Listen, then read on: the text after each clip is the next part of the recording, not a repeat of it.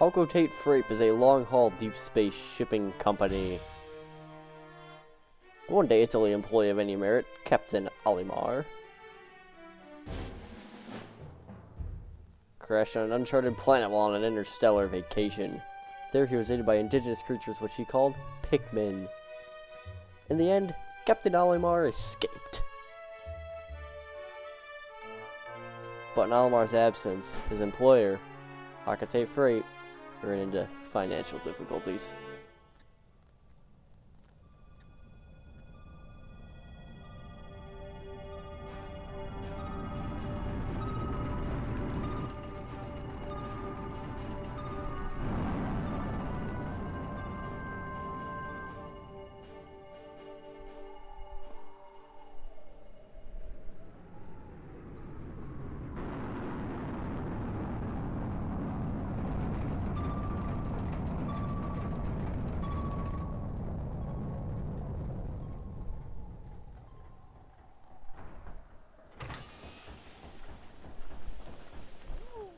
Olimar, I'm so glad you're safe. Yes, very glad. Quite glad, but sadly I have an announcement that is not so glad.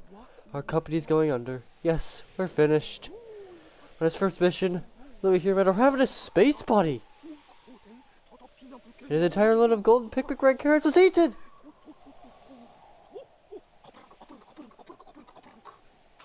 I took out an enormous loan to repay the debt from this loss. I decided to sell off corporate assets to repay the loan.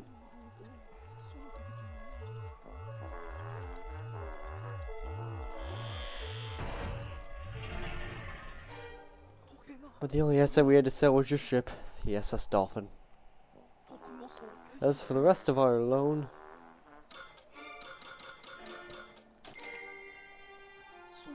we have no means to repay it.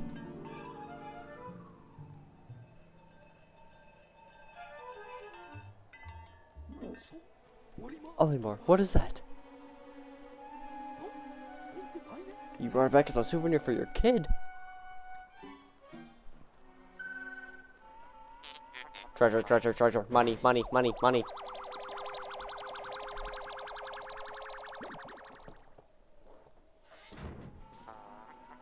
Initiating value. First gaff of the LP. Let's go. 100 Pokos. This thing's worth 100 Pokos. That's more than a year's salary. What? There are more on that planet? They can repay our debt. Louis, you don't look alive. You must depart immediately. With Captain Olimar.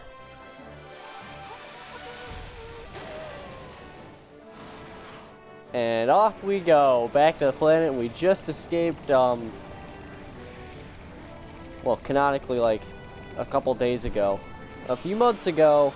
Probably over a year ago. In real time. To get more stuff before we could see our family. And there's Africa. Hey everybody, Luigi369 here. It's been a while since I said that. Welcome to Let's Play Pikmin 2. And here we enter the Valley of Repose. Don't worry, I will not be doing the robot voice for the ship the whole time. This is being played on Dolphin, rendered in 4K, 16:9, so it looks pretty good. I have been told there could be some texture issues, so bear with me. I don't know what the game's gonna look like. And by texture issues, it mostly means like texture repeating stuff. It might not be in the right spot. Berserk, that was close. I have averted a crash landing running diagnostics. Alert, danger. Louis is missing. He must have somehow fallen out of his cockpit. Hey, he is not responding via his communicator. He's either flouting protocol or in danger.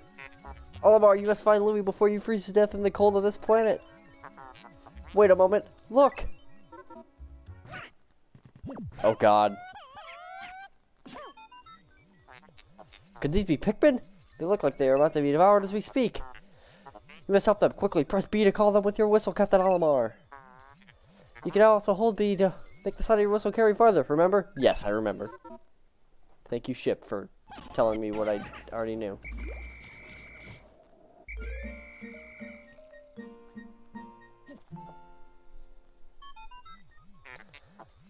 The Pikmin ran to your side. They seem to remember you, Captain Olimar. How fascinating.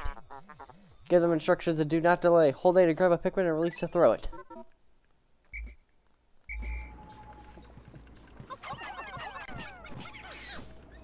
We did it.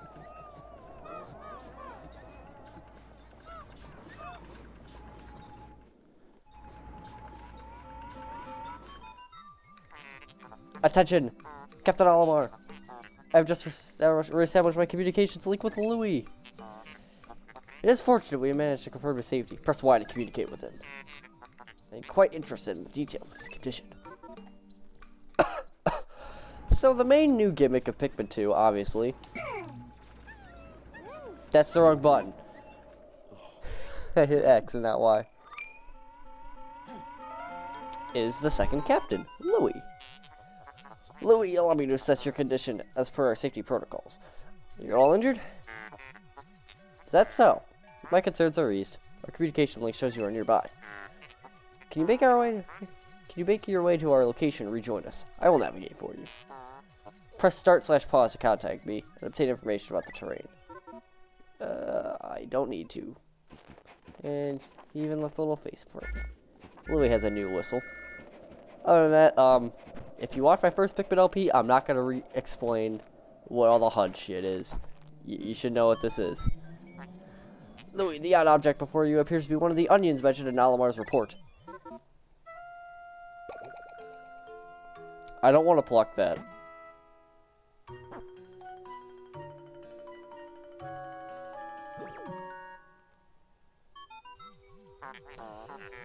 The seed the onion ejected just sprouted. According to Olimar's report, you can be plucked with A.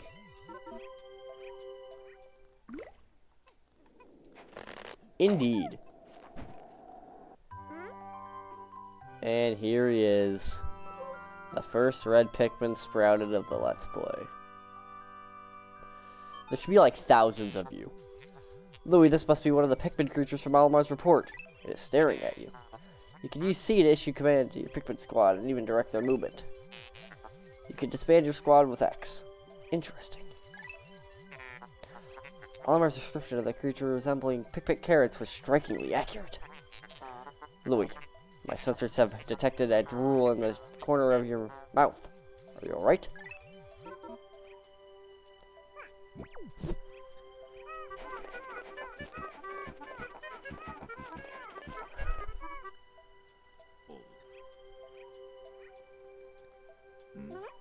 I hate that. It's I don't hate it. It's funny. But obviously, as already established, the main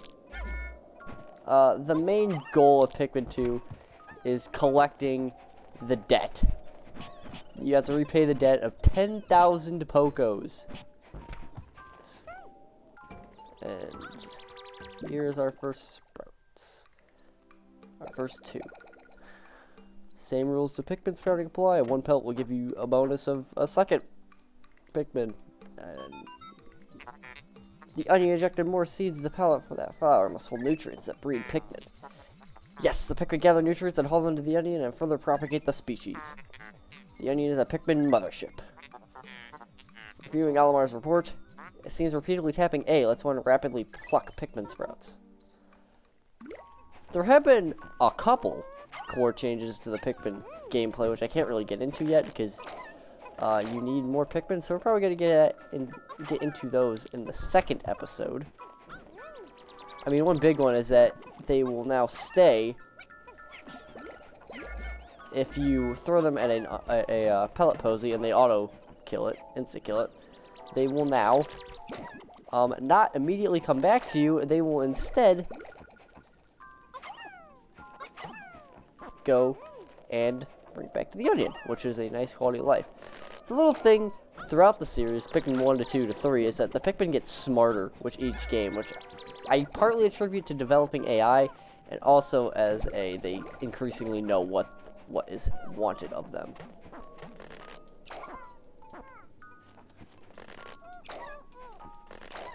This game is also, as you can see, This game is littered with product placements.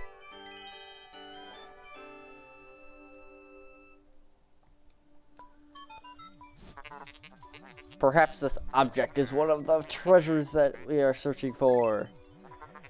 The only reason we found it here is because this is where you crash landed.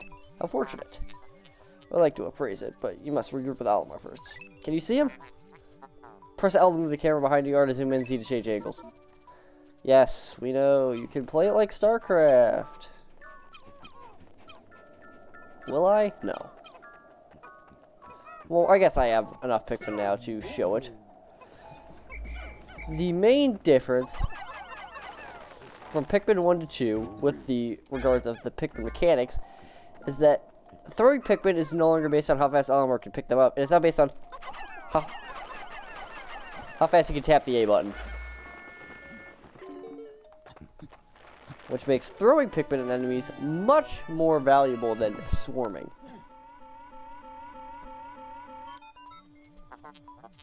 Captain Olimar, Louis, you're reunited at last. This has been a troublesome start to our trip. But now you must feel assured that your combined wits can get through anything, correct?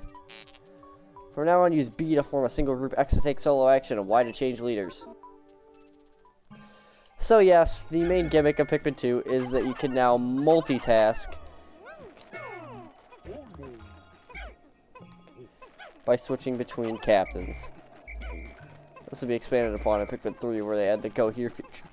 Now, I do own this game. I do own the Wii version of this game.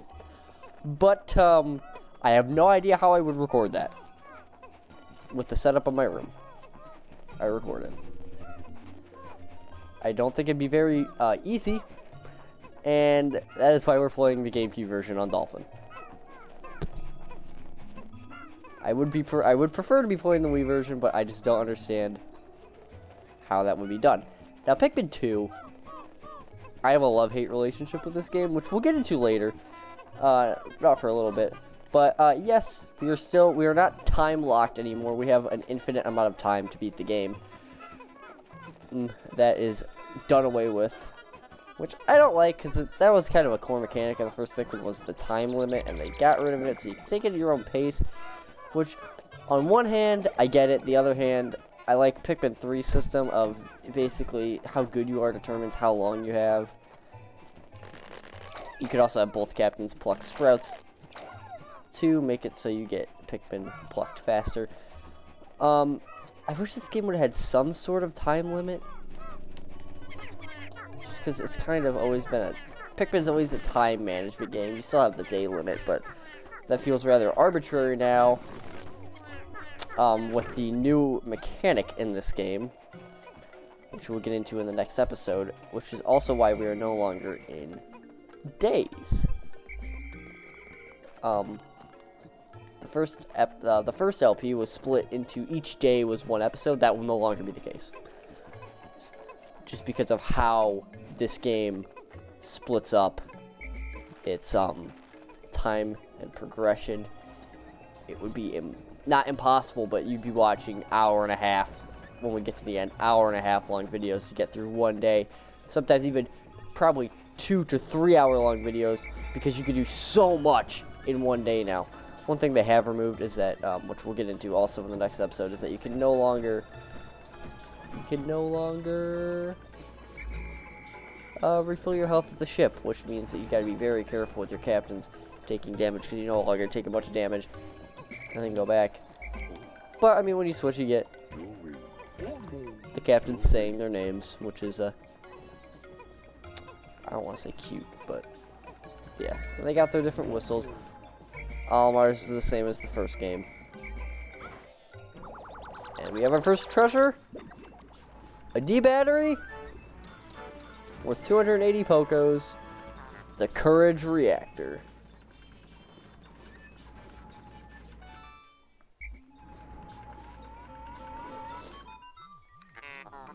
Our first day of exploration has yielded our first treasure. We will be done in record time.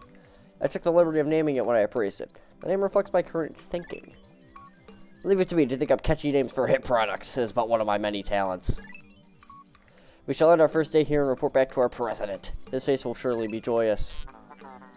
However, to communicate with Hakatate, we must fly into the low orbit above the planet. We will not return to the surface until morning, so as to avoid the indigenous nocturnal creatures. And we get our classic end of day jingle, which has several remixes, but it was always the best one.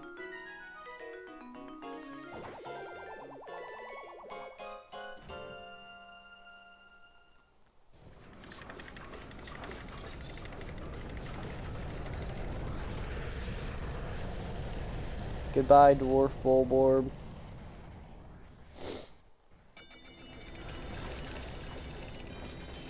And so ends the first episode of, well, it's not over yet, today's report.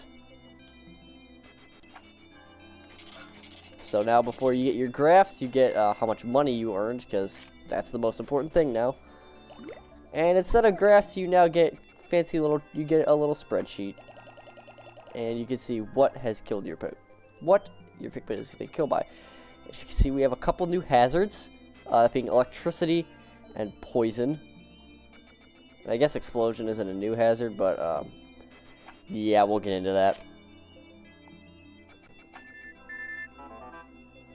You found your first bit of treasure. Fine work.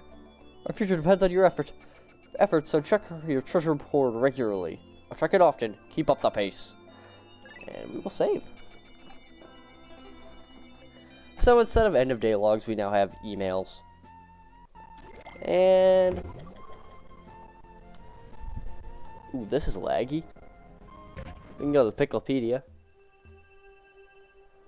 which is a new feature, which is basically just your bestie area. You can throw pick carrots.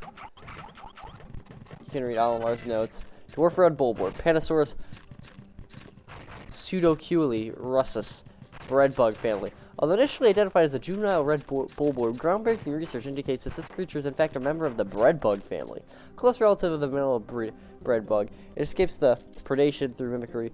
Unique adaptation of red bulborb's crimson colorations allows the species to safely commingle. Such effective adaptation and that word by a prey species is rare, indicating this clever creature is a master of mimicry. And we have the pellet nosy. We're not going to read Olimar's notes on everything. And of course we have the treasure hoard. This is a laggy screen though.